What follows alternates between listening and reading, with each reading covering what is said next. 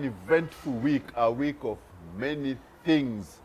The holidays, Mashujaa Day has just passed. I hope you celebrated, enjoyed, and had a great fun. Mashujaa Day, Mashujaa. Yeah, Mashujaa Day. Mashujaa Day. Yeah, exactly. Hey, I understand. Lots of days, it happens during the holidays. It's one of those things that happen, by the way. Of course, it is your biggest conversation, your favorite show, Let's Be Real, with myself, CEO Charles Otieno, and of course, Dr. C, who is confusing our two holidays. The winemaker. And I haven't even started drinking. Totally. This is the rosé. It's done very well. There's a Samantha White, red, and this. Make sure you get a bottle. Yeah, and I am Maria. Yeah, we just celebrated Mashujaa Day. To some of us, parents, kids are going to be home for quite a long time. So please, please, as we start this show, be careful and take care of your children. We are glad to have you on set. Thank you so much. And the one and only Simon says, indeed, I am a podcast host. I host conversations that make people smile and think. At the same time, very interesting conversation we're going to have here. We're going to keep it real, straight from the word go, aren't we? Let's do it then. Let's go ahead. You know, the last week I saw the beautiful CS, Rosalinda Tuya Yes. Soipan. Those are her three names. She said something very interesting, that the World Bank should align their projects with the country which they fund, especially the pollution money should be aligned with what we want in the country. And once she's talking about the president, last week also, cut budget by 10% to focus on areas which are critical, and also to cut spending unnecessary, and also to make sure that all the projects and wastages are stopped. What is your take? People are flying now third class. I have worked with a lot of development organizations, and my last, before I got into business, my last posting was at the European Union.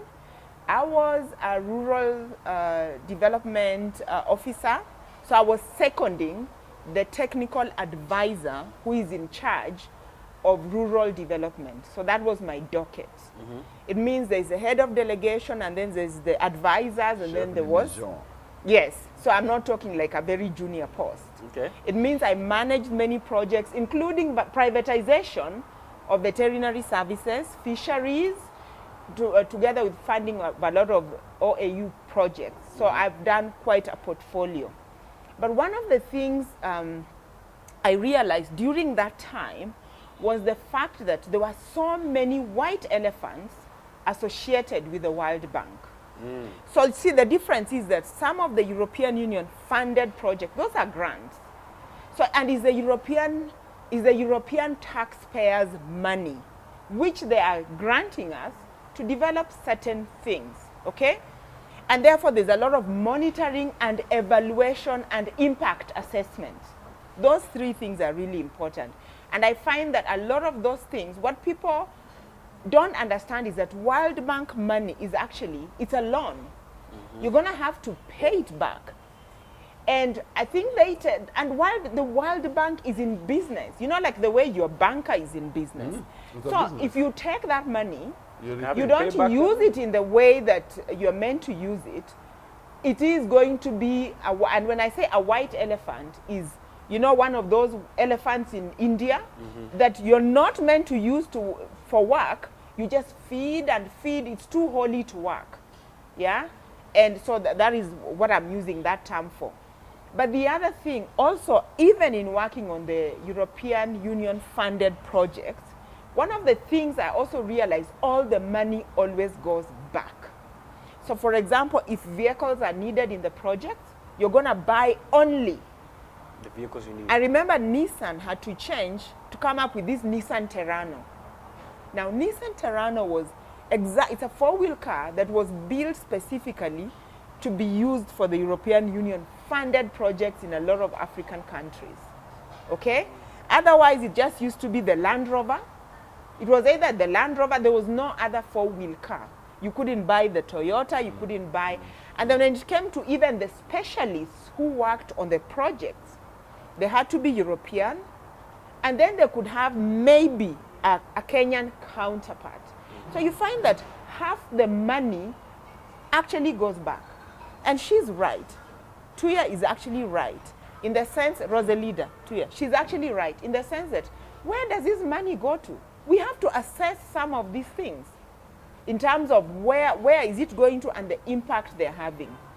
And then also, it also brings in another issue of the government needing to run as a going concern. Because if I come up with this project today, and then tomorrow there's a different president, and then we decide, no, we're not going to do that bypass, forget about it, because it was somebody else's project, and now and that's why earlier on, I think last week, I was very happy when we discussed about the current president beginning to praise the former president on some of the projects, because those are the things that end up with white elephants. But the World Bank money, ni pesa tutalipa. By force. By force. So we need to contribute to what projects are these, because most of them imagine they're useless, and they spend, people living lavish, all, you go to all these leafy areas, people are paying $7,000 for rent in a 5-bedroom house. You think who is financing it? Think again, it's you. All right. That's key, because I see what you're saying even about we should now streamline and allocate the funds where they're supposed to be. Now, here's the only question. I've had this before. I've had this before. I've had this before. This is the truth. You're not coming up with something ingenious. Over here announcing things as if you're breaking news. We have never heard this from a cabinet secretary. Where are we going to allocate these funds when we get them from IMF? We have heard this before. The question I have is, who decides what's pertinent here and what's pertinent here? Who decides that? Because we Kenyans, we don't know. We're out here being told, this money that we're receiving, we need to actually know where it's being put to place. We've heard that. Cool. Who decides? Let me say something. Let me say something on that. Now, let's go back. Leave Kenya on the side. Let's go to Zimbabwe, and let's go back to the time of Mugabe. Okay. Okay? To understand exactly who decides. There's powers that be. Of course. One day, you joke around that, okay, I don't want to go into the history of Zimbabwe per se, but those ones who know. When this guy decided to put his foot down, look at what happened to the Zimbabwean dollar. Look at where Zimbabwe is. There used to be the African basket. Now there's so many other powers that be in the world that if we don't play ball, take that money or you don't take it. You'll find the Kenya shilling is exchanging at 1,000 per dollar. We can easily reach there. Like there's so many other things that you take. It's like a lever. You're trying to balance. It's just that, like we said, I think last week, sometimes these leaders cannot tell us everything. There's a lot other things that are at stake. Of course. That sometimes we have to take it as a wholesale. That's why I'm not quick to celebrate. Like she's out here saying something like the Messiah is coming tomorrow. So she's all of a sudden come up with a new policy that is all of a sudden new. That's why I'm not, because I've heard this before. It's not about her. Here's the thing. I'm not celebrating this. I'm not going to celebrate and say, oh my God, the cabinet secretary has come up with something brand new and this is finally going to be the big change that we actually need as Kenyans. Oh, no. The thing is that, yes, I understand the procedures and everything. I understand all that. This is just another what? PR stunt by the government. No, it is not a PR stunt with the government. Well, here's what I mean. Here's what I mean. Hold up for a second. Here's what I mean. We have heard these statements before. We even had statements of we were going to audit the funds with all that. I have heard this before. I've actually, in my little years that I've lived, even I've had this repetition before. This cycle of years. This is so funny. Let me now give the breaking news of all these whole situations. Whether who decides, whether what they do, we Kenyans are the ones who are going to pay for that. Yes. So whatever happens, we are going to pay for that. My concern, however, is when we get this money, if this government decides this and the other government decides that, are we making any progress? Because I feel like this one comes with this project is incomplete, you come, you change, the project is incomplete. Are we making any progress? Because every time First of all, Simon, there must be news, so everyone needs to appear on camera and say anything. And Anything. they have said something. Anything. So this is the point. So they have given us the news. The money needs to go, but we know that you're going to pay the money. Of course. But if this doesn't end and then you come and change, is there a way for us to know that whichever you decide, a way for them to be put in a solid state whereby you've decided this, the funds will go here, so that when we are paying, we're not paying for half project there, half project there, half project on the other hand, when people are pocketing money for us to come and pay. Because it's starting to feel like people in power are the only people who are going to benefit in living this life easily, while we Kenyans are going to be paying debts, loans, listening to news and watching them tell us. That cycle of things. So what has happened is that I think it is not a bad plan. But my problem with the government is that the Kenyan government biggest problem is wastage. We don't account for our money. If you look at the Auditor General's report for last year, and I take a county like Turkana, for example, they spent 1.2 billion on fuel. I was like, 1.2 billion on fuel. The county gets approximately 10 billion. So they spend 10% on fuel in cars. Then I ask myself, how many roads do they have to inspect these projects? And where are the projects? Because if you go to the county, there's no significant projects like what Oparanya did in Kakamega, which were flagships you can see. And the roads in Kakamega, for example, would tell you that there's a lot of things. He was buying people cows, he was doing avocado planting. There are things, there are people who are doing things. So you're telling me a county, because of the vastness of distance, you fuel out of your budget, you just fuel cars. So that's what I'm saying, our wastages are so high. Even now, if we do not align our budgets, and if we don't take our budget like from the World Bank and we say this pollution, how are we going to tackle it properly?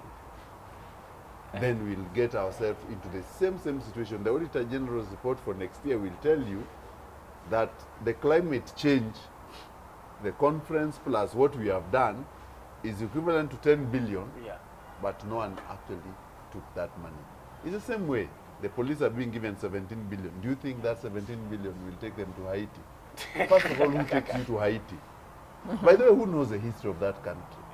See, there's a lot of, I know that history, a little bit of that history. There's a lot of gangster, because of that, gangsters actually rule like certain areas, and they actually are the ones who say. There are 200 gangs in Haiti, led by the former police officer.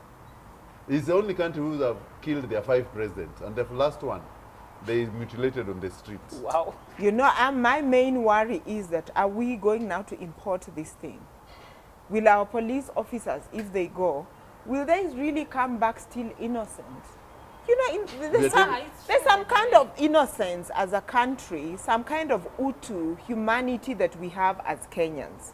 You understand? No matter how many problems we have, whatever, we're not perfect, but there's some kind of innocence. But that's what I'm saying. The World Bank has given us money so that we can go and import. But the people who will go there, if they're not careful, they'll come in coffins. Because remember, this is the first African state to per se state. They got independence in 1700, again as the French. Napoleon Bonaparte lost 37,000 soldiers against these people. Their war of knives killed 10,000 people with knives. The war of knives? Yes. What? They have a way of the wrist. The Americans sent the Marines there. After that president was mutilated in the streets, Woodrow Wilson, when the President Sam was killed. And Baby Doc and Papa Doc, you know all those presidents. Well, kill all of them. But then there's a lot of Western influence when it comes to even Haiti. There's a lot of... they were killed. And then the natural disasters is a country on the edge. So even if you're being given money by the World Bank to take your people there, you must think. And then, remember in 1995, they banned their military because of organizing coups. They stopped their police. They are reconstituting police now. You are walking into a lawless nation. Why is no one else going there? You have to be paid to go there. Yeah, they're That's being also paid to go there. And yet now we And you are a police officer, if you're rushing there, you'll get money, but you might never come back. You mean we already moved to Haiti? No, you're just saying. Are we still on the World Bank? We're Well, So still- now, you know, the other day, Yes. my father, who is almost 80 years old, in fact, past 80 years old, asked me a question that I couldn't answer. And he asked me, why do you think we import oil? Oil is so expensive. And we created a whole pipeline of oil to actually reach every part of Kenya. Why do we not have a pipeline of water to reach all those places, including the northeastern Kenya, including everywhere where water is actually needed? Why? And he said, because the powers that be don't want it. You must remain poor, you must remain our market, you must remain all those. So talking of IMF, talking of the World Bank, those people are not our friends. They are not our friends. The day we understand they are not our friends, we will just, like, it's our liberation. But right now, yes, we are at their mercy because they are controlling these, you know, the foreign exchange, all those things. But I believe our day is coming as Africa. We have to unite. This AI, I think it will sort us out a lot with health issues, yeah? Because we can do our own surveys and realize this is the thing, and maybe even come up with our own solution. our own solutions in terms of how we can deal with our health.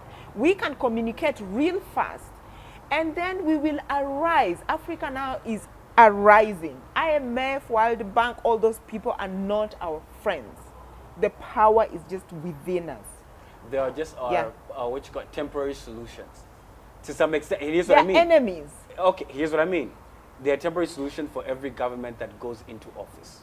And hence, because now they literally need funds to execute some tasks, and that's literally now to give now Kenyans the notion that things are being done. And yet that may not be the case. We should work, African countries should work very hard from getting themselves into those temporary, like giving the notion that things are working. We must work really, really hard, especially with the leadership. But it's Agreed. also, go ahead, sorry. I agree that World Bank, you should read how Europe underdeveloped Africa, Walter Rodney. You should read how the aid has been used to kill us, and the white projects from this World Bank and IMF. But also locally, maybe when you move to your next topic, I don't know. We've not been very good to ourselves. Exactly. Some of us are still broke and Yes, we are talking about the broke millionaires of Kenya. yes. Oh my God, you know, tenderpreneurs. There was a time it was so fashionable. You could see people driving a flashy, I don't know, whatever kind of a car. And then when you ask, what do you do for a living? They're tenderpreneurs.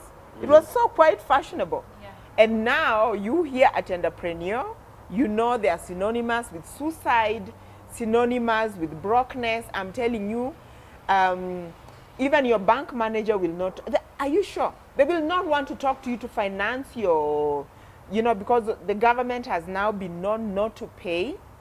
Yeah? So I don't know whether it's a sign of things to come. Maybe Kenya is going to broke, but here is what there is to say.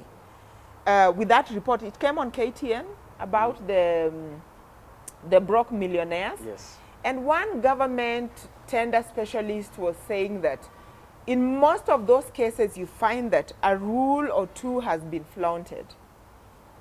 For me, yes, people are dying, they are committing suicide, it's a sad state, but I think time has come when surely the tender must be won. The tender must be won on merit. Because just because you know someone who knows someone who knows someone, this is how these tenders used to be won. And in the process, that's how the rules get flaunted. And when the rules are flaunted, that's why the payments are not being done. So perhaps this is the sacrifice that needs to be made for proper rules to be followed. Well, here's the thing. Here's the thing. In order for you to even get in the game, the rule has to be flaunted to some extent, and then now they use that leverage now not to pay you. And that's a little how even what happens is certain people will be paid even before even a project is even executed. And certain people will not be paid at all, and yet the project has been done. Try and be among the people to be paid before you execute. Well, that's the game. That's literally the game. Yeah. And literally now what happens is a lot of people, even a lot of Kenyans, even when you actually now view this is an avenue, not only can I even go and earn an income for myself, but I can also even help even, quote unquote, even my country, even as I'm executing a certain task that the government has allocated to me. Now saying even, don't ever give the government an excuse for no payment. Don't ever say that. Because the issue is this. In order for someone to even qualify to get in, the government officials who are actually in there, aka procurement officers, shout out to you, you know yourself. You know what you guys do? Literally now, documentations, they say, oh, a certain document is missing, or a certain stamp, or you've not CC'd the right person, or you CC'd the wrong order of people, or even that certain letters. That's literally the protocol. It's individuals that have been put in certain places that actually now hinder progress to actually be done. Because literally what happens is that procurement officer, or even that person who's actually right there, who hinders that individual to actually now go get the funding, to get the clearance for that check to be cleared. Funding is usually there. The problem is access to it. It is not cleared because someone somewhere has not been pampered, or because they see that indeed you getting the tender would not fit my best interest. So when interests are not aligned, payment is not transacted. And that's the biggest issue. And now the repercussions is now people going into debt. And then now people even having to now go bankrupt, and people having to even to because they've leveraged other assets within themselves, they're having to sell off those assets because a simple person, as individual, was not either happy or the interests did not align for that transaction to happen. And guess who suffers? Not only that Kenyan, but also those Kenyans who are hoping that that project will actually be able to help their lives. That's the truth. Maria? Corruption. It's corruption. It's just corruption. Yes. Because for you to get it, you must be corrupt most of the times. True. And if you're not corrupt, then you know someone who is going to do that. And the worst part is, when it comes to payment now, you can push for months. Inflation has happened. Your profit is not helping you anymore. Interest on the debts you had have gone high. And then the people who want to make the payment go fast need to be paid too. It's just too much corruption. Sometimes it feels like you're not even making progress with your life by working with the government sometimes. Yet they are the ones who should be able to make life easier. But no, it's just corruption. There is a lot of corruption happening in government projects. Because for you to get even to that procurement, the steps you've taken, and now from procurement to finance, there is this thing that so-and-so, the one who's supposed to sign income this day, the one this day not there, this day.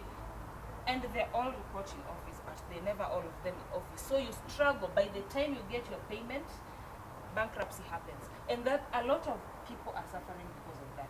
And sometimes you find that the people who are doing the project, if it's your people, like the government is procuring the people they know, payment goes so fast. Because they know what they're doing, and they know what they're gaining from that. Try and go there. I think what we need to look at is that the way these county governments were formed, they didn't have enough capacity, and they didn't streamline a lot of things. And then the second part is that people are eager to get rich quick. Yes. The people in the offices are eager to get rich quick. So what they do is that they make sure that when a tender comes in, they refuse to pay you until you give them some money. Yet you're competing with individuals who have ghost companies and work in the county. Shell companies. Yeah. They work there, and they are doing the big tenders, and they are paid upfront. They are paid before something is delivered. A very good case is there's a lady from Nyahururu who did a lot of roads in Nyahururu. She passed on because of depression. So, because she had done all the town roads, a very old woman. She was an entrepreneur. yet she was not paid a single coin until she died.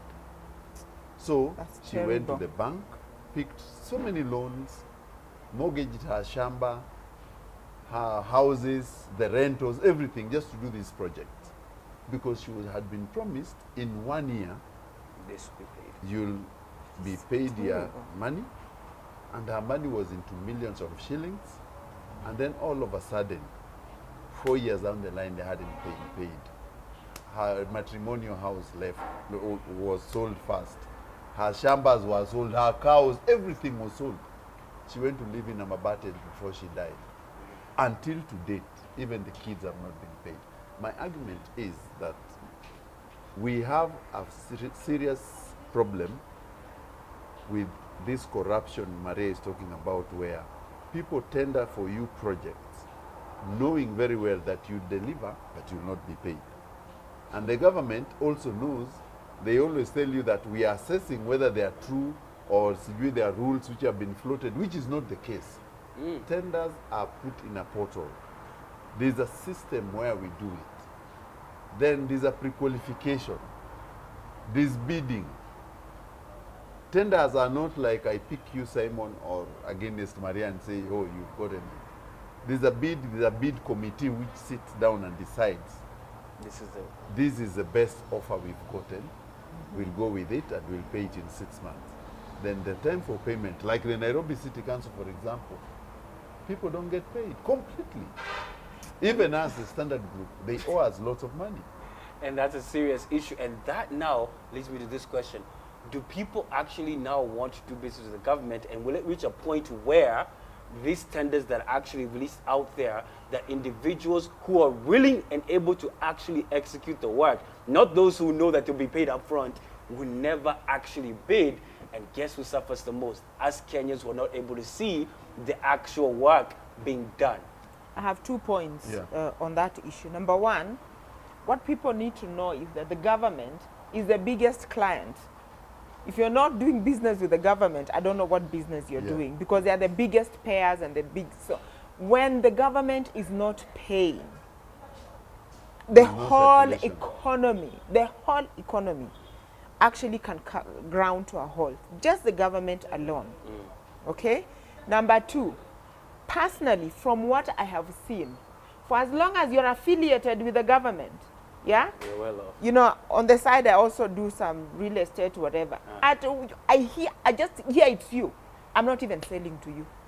Why? I am not. I don't want to deal with the government. And that's Because the the government is not paying people who, let me tell you, even the other day, some project I was interested in, and I was just talking to my bank manager. Oh, you know, there's this project that I may do, whatever. She was like, she cautioned me, don't even move near. I can show you my book right now. People are depressed, people are sick. Any advice I can give you, don't deal with the government right now. It is Until they clear themselves. one of the 100 ways to die, or is it 1,000 ways to die in Kenya. in Kenya? In Kenya. Changing is not even somewhere. And that's what I'm saying. And that's You what I'm- had that PS who actually moved into someone's house even before they pay. Who wants to deal with such rogue Yes. people? No. Me, for as long as your name is associated with the government, niache kabisa niache. Hey. I don't even give you an So if you're appointment. associated with the government, start dealing, get your own money and deal with your own stuff. Yes. That's the serious issue. It's that a is- very serious issue. It's a very, very serious issue because they are not paying people. Hey. Don't do business with them. But, okay, as you even move on, I even want to say, hear ye, hear ye. The king is coming. He's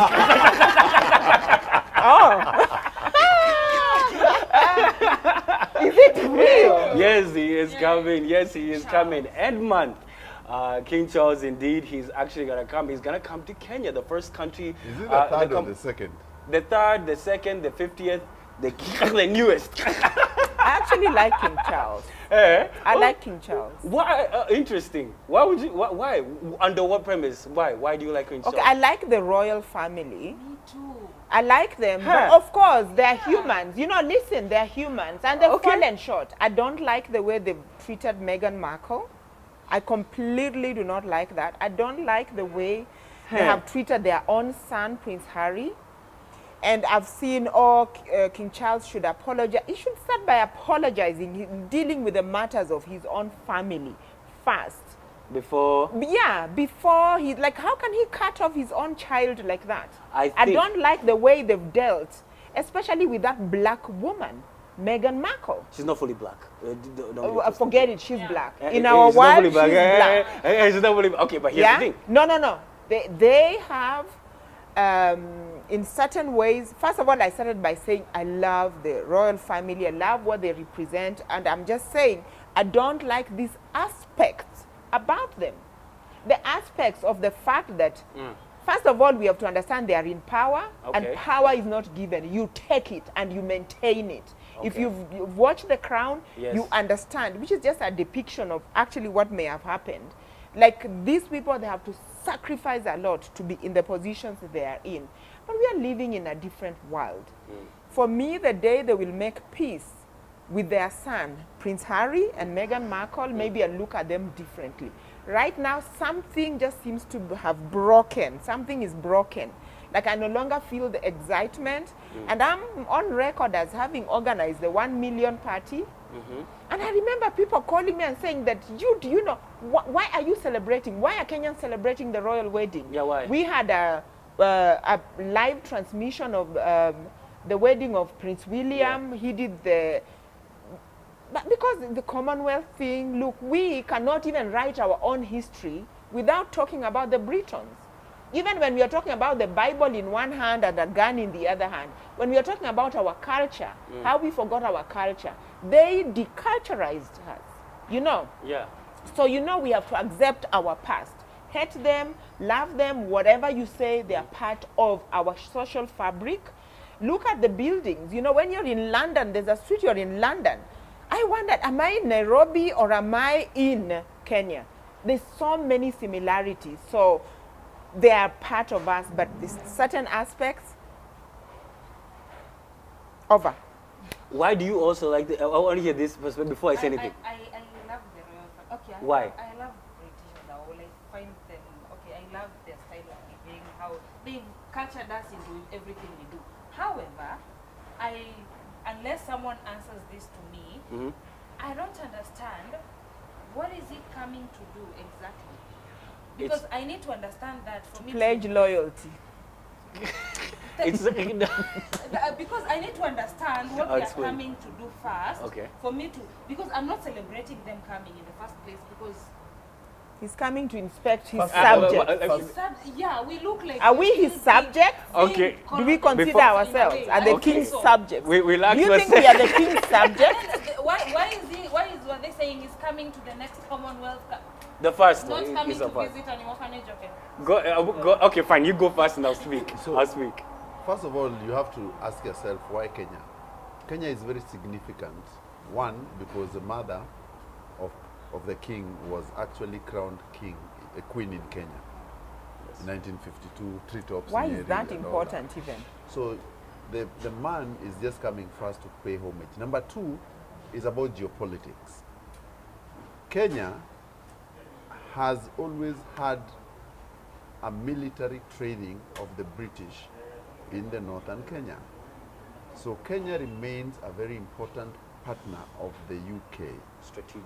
and it's very strategic for the king to come here first, because for a very long time there's been a lot of issues that Kenyans themselves feel that they should remove the training base from Nanyuki, the way the Eritreans wanted to bring Russians there, or the Egyptians wanted.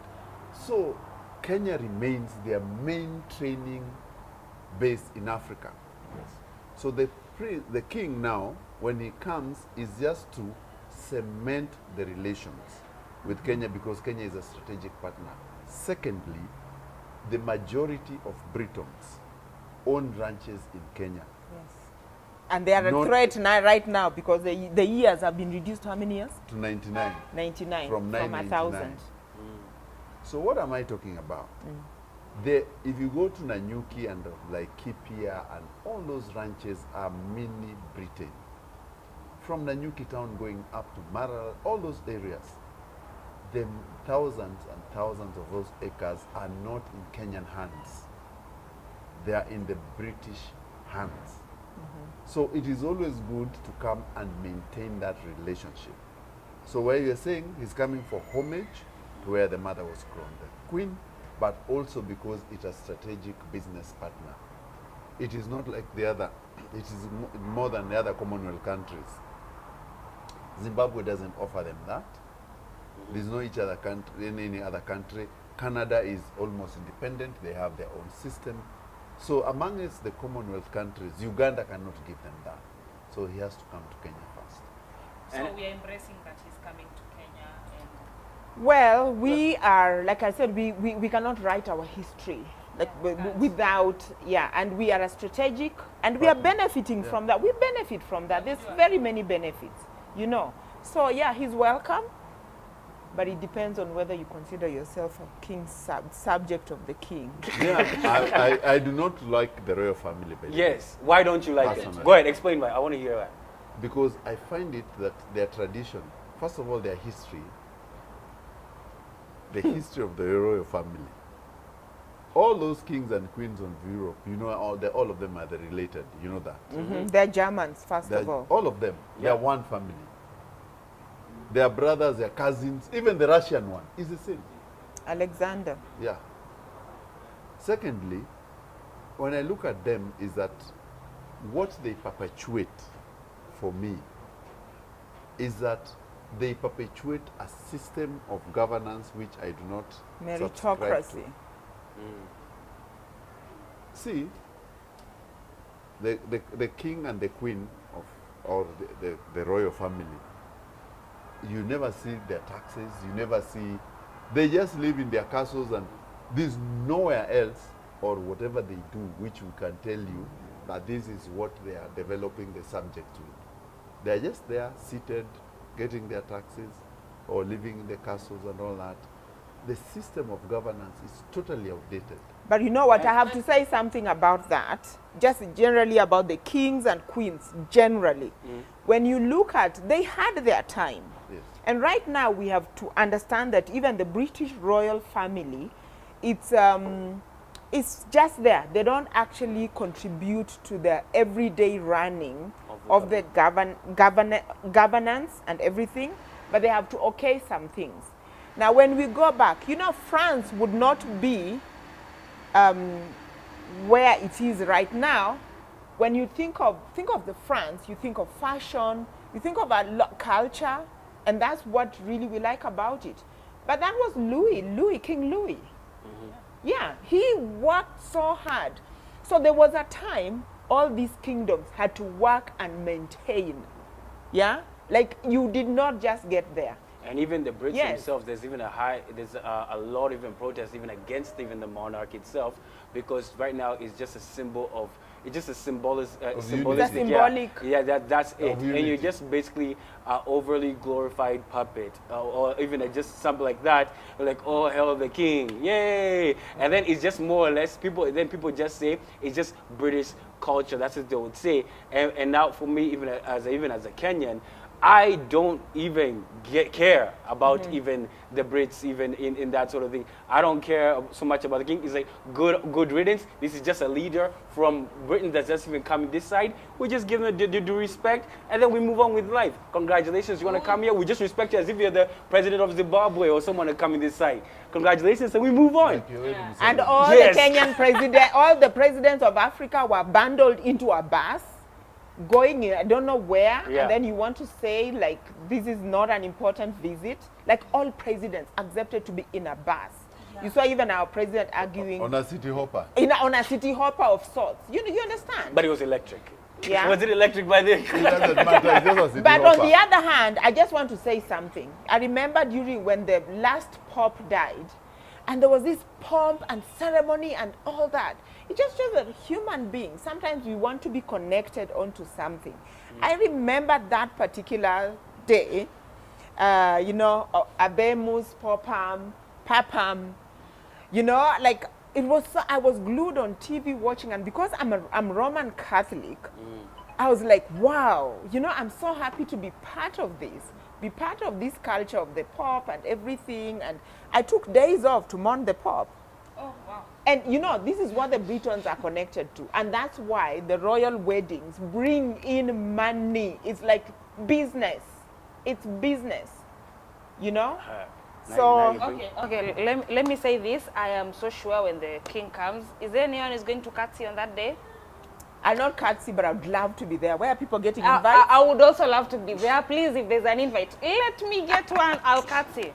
So anyway, we are going to take a short break, but we are going to be right back on Let's Be Real. New Superstay Vinyl Ink from Maybelline, New York.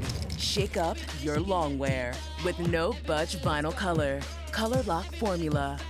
Up to 16-hour wear. New Superstay Vinyl Ink, Maybelline, New York.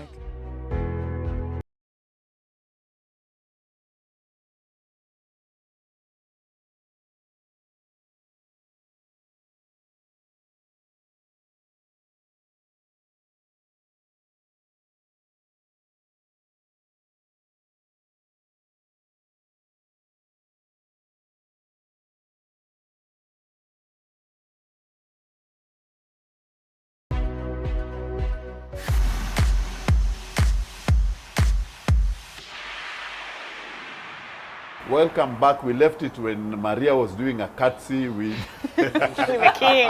Please invite me. as you're crashing the party. So, welcome to the second part of this show. It's going to be exciting as usual, of course. And throw it back to Maria. Well, oh, wow. I remember last week we had, is it? Utamaduni. Utamaduni. It Yeah. used to be Moide. Yes. Okay, now we have, it's Mashujade. Yes, exactly. Yeah. Okay, my greatest concern is who comes up with this name? Like today we are celebrating this, tomorrow is this, and do Kenyans even really know the meaning or the importance or what happens on this day? Because I'm personally confused, because Yeah. I remember on 10th my son asked me, why am I not going to school? And then I told him it used to be Moi Day, because I was not sure if it was Huduma Day or Utamaduni Day. I was there confused, because for me it was Moi Day and then Kenyatta Day. Now, Simon, who comes up with this name? And can I possibly add Maria Day on it? because even Mashujaa Day, isn't it patriotic, like we were supposed to celebrate The freedom fighters. Yes, the freedom fighters, the patriots and everything. But of course, what we'll even celebrate is now maybe the athletes, as even like Faith Kipyegon, who she has done us great, who have actually gone out there, even actually now put our names on the map. Because even these are the things that even like we celebrate the various heroes and everything and all that. But Mashujaa, even with all these names that we're changing, it does not give us the prominence of the actual day itself. And literally, what we Kenyans, we just do is that, oh, it's a holiday, no work, let me just go out and enjoy, because even the prominence and the importance of the day is kind of like watered down. Even now, majority of Kenyans is, let me just see what the president would say even about a certain thing, that at the end of the day, I'll just have a day off and I'll go and eat and have fun with my friends, and eventually, not necessarily a day to commemorate something of importance to the nation itself. This changing of names, I understand it, is to upgrade it, to give it some prominence, and to detach the names. For example, Moi Day, let's not necessarily celebrate more, let's celebrate something of importance to our culture. So I understand the change of names because it gives it more meaning. Mashujaa, let's celebrate the patriots, people who have actually even fought for Kenyans, the Mau Mau fighters, to even remember even our heritage, even our history, as Kenyans. I understand the change of names. It may take some time for us to get even used to it, because even still right now we're still even getting used to the Mashujaa, Moi Day, and all these change of names. But I understand even the change of names. But of course, even it's just government officials there that you're just sitting down where in Mashujaa, we change it hapa, then we go and announce it, we give a press release, then immediately there the president will speak, then we just give a long speech hapa, we listen to it for 1 hour, then we move on with our lives. Literally, that's how, keeping it simple like that. I would say, sometimes I feel like these names change so that the people can have their names written on history. I came into power, I changed this day to this day. Because I came into power, I made this and this. So I feel like sometimes it's a way for people to just have their names on something. I changed this day because I am capable of changing. I can change it. So I am just writing the name because I'm capable of changing. But then I feel like if we are going to celebrate, like for example, Mashujaa Day, someone out there is not thinking of celebrating Mashujaa Day. It's been announced, it's in a gazette, it's a holiday, so I'm resting. Is there a way that we can celebrate these days? Like maybe let's look at, for example, media.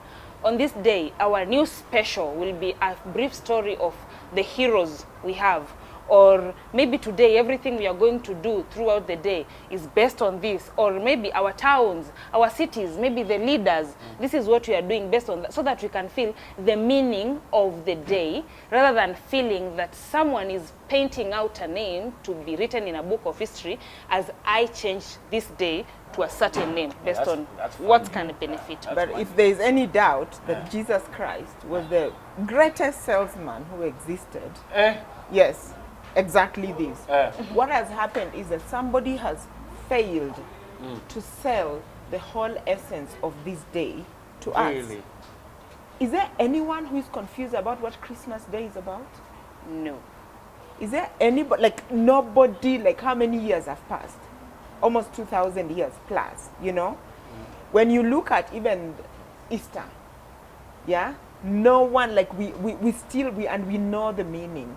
So I think so that in terms of understanding, like I think I said it earlier last year, if it's utamaduni or it's Mashujaa, whatever it is they are calling it, I just so logged out that I don't even know.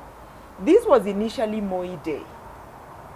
I don't see why it was actually first of all changed, because anyway it was an individual. Yeah. Okay, so someone is just trying to make it like more wholesome.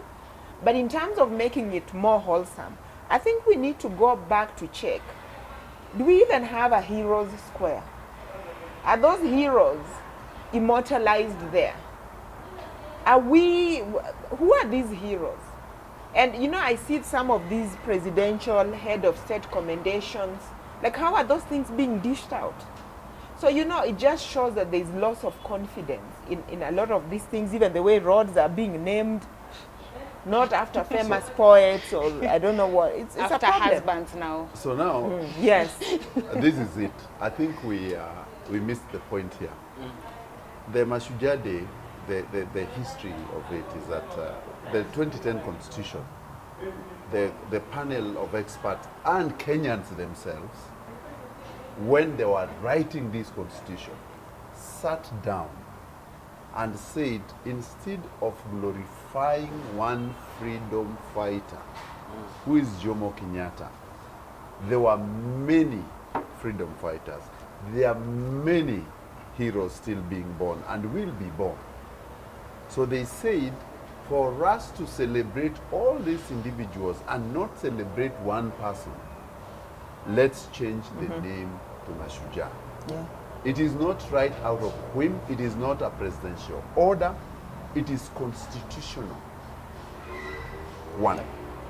The second bit, which is Moi Day, is because even when Moi was leaving power, he realized that he was doing it not for his day, it was for service. So the service day, that's why we do an act of a notice to say that this year it is a Huduma Day, it is a service day, or it is a traditional Utamaduni Day. So these things are anchored in law. Yes. They're anchored in a process which some of them are constitutional. Yes, we have a hero square. The president, the former president Uhuru Kenyatta, when he developed that Uhuru Gardens, if you walk into that museum of Uhuru Gardens today, even Jomo Kenyatta's house, which was in Gatundu, was transferred There. to Uhuru Gardens. The corner, the Freedom Corner, has a lot of things, and I would urge Like everyone, physically transferred. brick by brick was And the transferred. family accepted. Yes. Why? So that because now Kenyans can know the heritage, it is a national heritage. So what am I talking about? I'm saying that these things are there. It is only that as Kenyans we have not gone there to check I'll make a point. and actually make a point of seeing. this week. Even the Mau Mau movies are there. If And you where walk is in this place you're saying? Uhuru Gardens. They're Uhuru there. Gardens. Yes. Just here. I live in, I Actually, will. yes, I CEO. will, Yeah, actually. yeah. CEO, that's why I just want you. I always like you to I knew comment that. last I because knew- you always I know wrap about this. that. Can you That's send it. me a tip every day on WhatsApp on culture so that I can be on the know? The military actually did a fantastic job in recreating our history of independence in Uhuru Gardens. Yeah. I always say The one in hats off. Langata. Fantastic. Well done. Well done. And anybody is allowed there to go and see. just Is it walk free? in, yes. It's just and it's free. Oh my Just walk gosh. in. Okay, it would be bad Kenyans, if we they really paid need. to see a I'm one graveyard. of them. By next time when we are meeting here, Yes. I'll give a report. Let's move to the next topic. You're not paying for a graveyard, okay? Because yes. now, even as you say about this government, there's Yes. also those taxes. Guy, who tell us where you told us enough about history. You mean what more about these taxes are taxes? coming? Nini? Now, I like Karen Nyamu. To what extent? I just like her because, one, she speaks her mind. Uh, The only thing I don't like about her is she speaks her mind.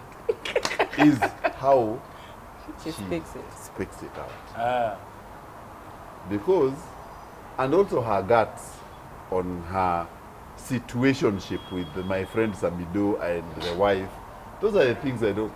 But as a person, I think Karen Nyamu is a very good lady.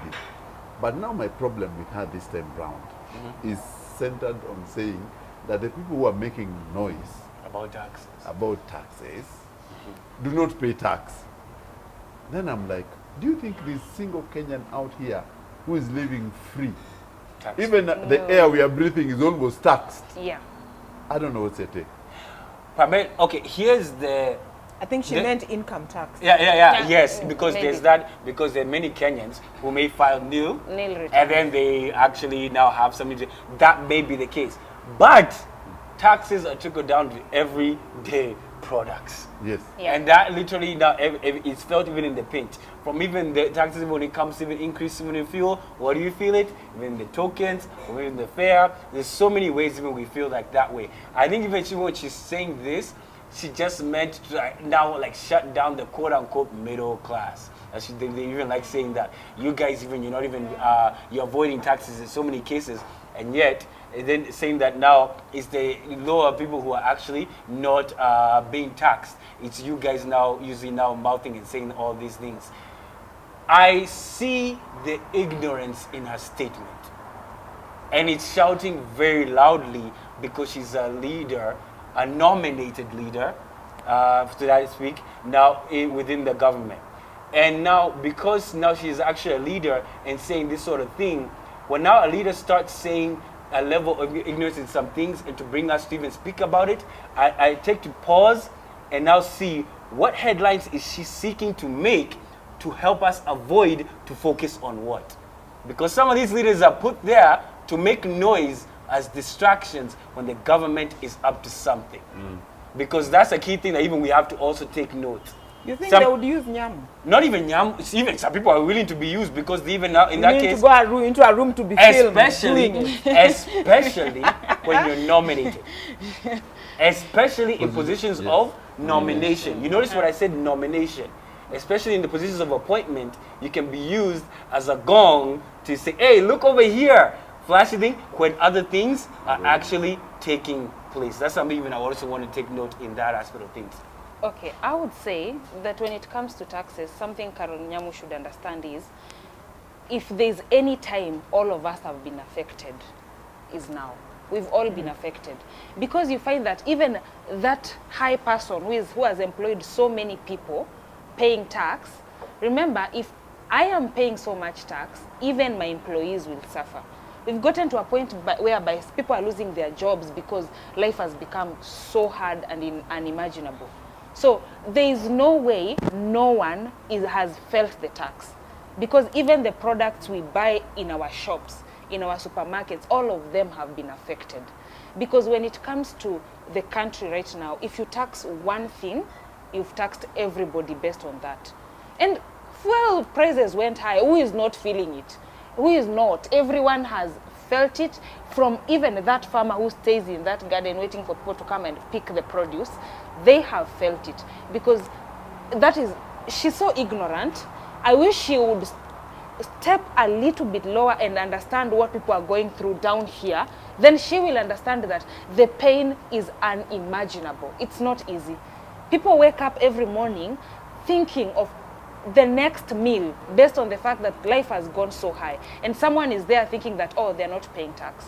Believe you me, even a matchbox has gone high.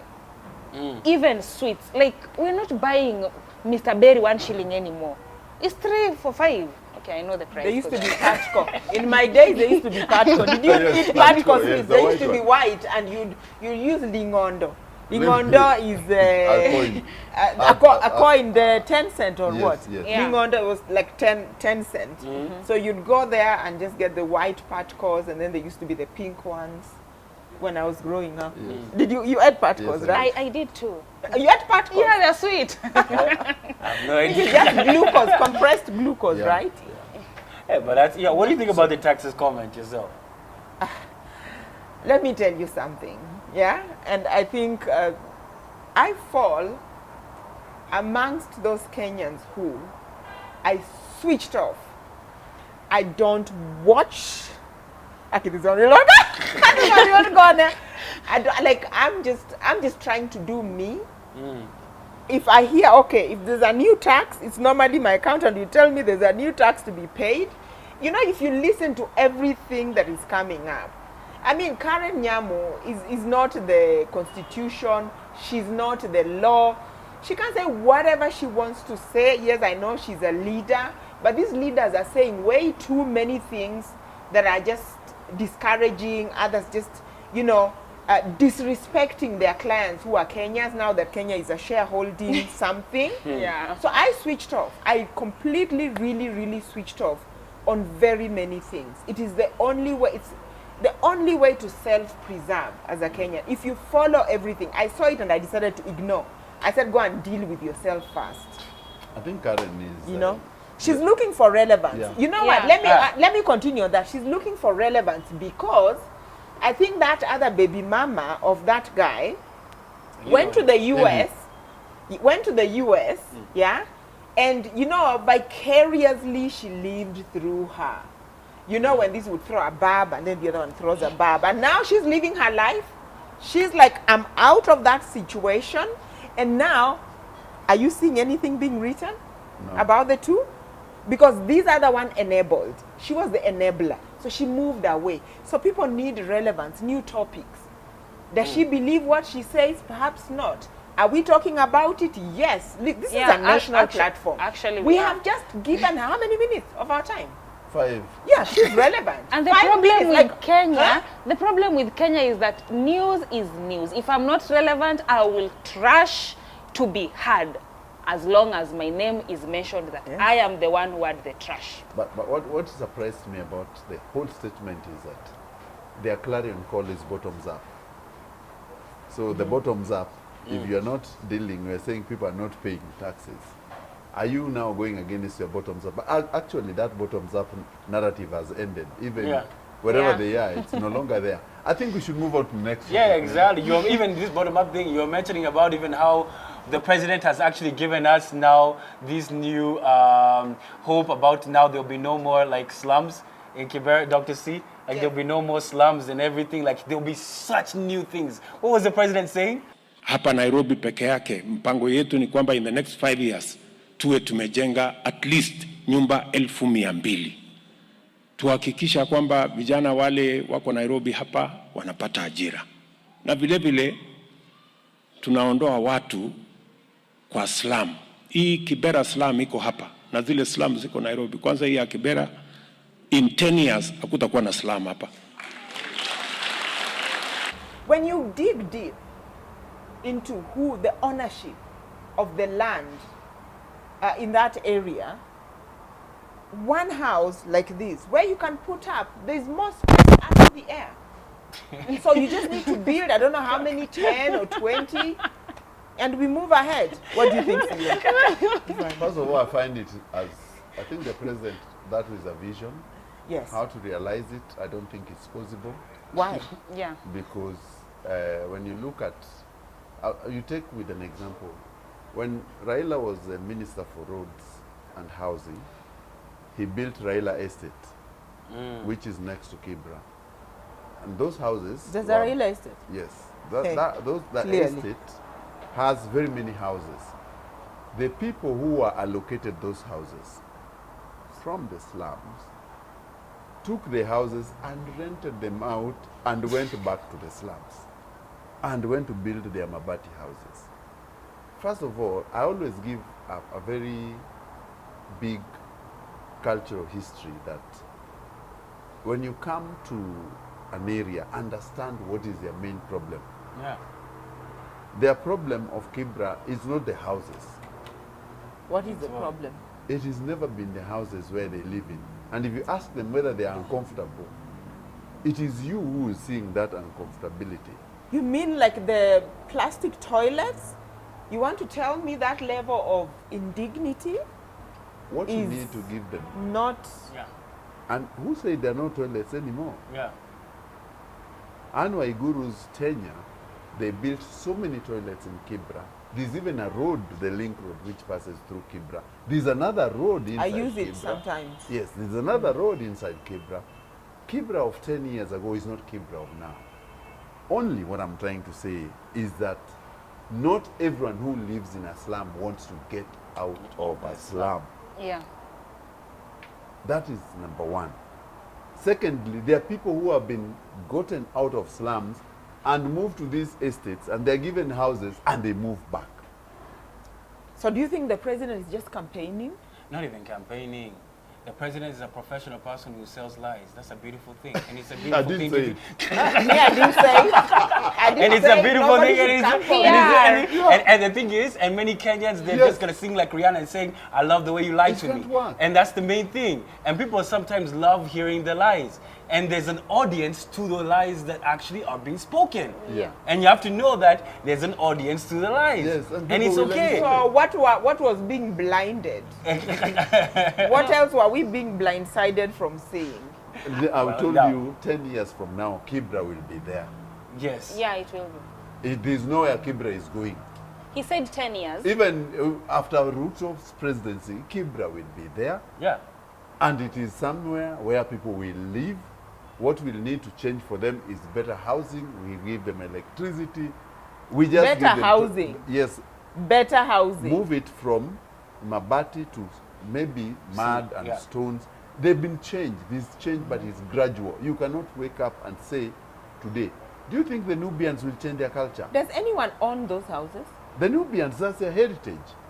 Okay. The thing is, also, is my key thing, what he's saying is that you can want to bring change to an individual, but indeed you have to also know where are you bringing this change, Yes. and do the people want to incorporate that Accept change it. within their lives. You thinking that you know what's best for them will mean that you will do efforts that will not be incorporated in someone's life, You know, and hence to be useless. one thing about Kibra is it's been there for the longest, and people, rarely do people come out of it. They raise kids there, they grow families. Rarely do they come of it. They've embraced it. Now, here is the issue. The president said 10 years. Remember, unless the Dr. C story of 10 years happens, he's not going to be there. And the next one maybe will not be interested in making those houses or building the ones that the Kenyans are president going concern. yeah, so shall we remind listen, we hear, and then time goes, your time is up, go away, someone else comes with the promises. PR is good. I wish I did that course. I think we should end the topic there. Yeah, I wanted to go to yeah. the next topic. Yeah, I wanted to even just bring up something. Even as we were saying, the young generation, even us young guys, you know, on TikTok, we're out here creating content creators. What's up? I see you. But well, watch what comes out of your mouth. Because now an Angolan TikToker, oh Lord, what did she do? She went out there and actually now insulted the president. She said that now, indeed, the president was actually being corrupt. The president was actually misusing the funds and everything. And the president said, what? Where? Taona. And what happened? She got hit with a lawsuit. Boom! The first lawsuit, you know what happened? He said 6 months. But you know what happened? The appeal. She said, I have to appeal this. My rights. I have my rights. Where? She went and appealed. You know what she got? Congratulations, you got your 2 years right here. From 6 months to 2 years. She got a 2-year jail sentence.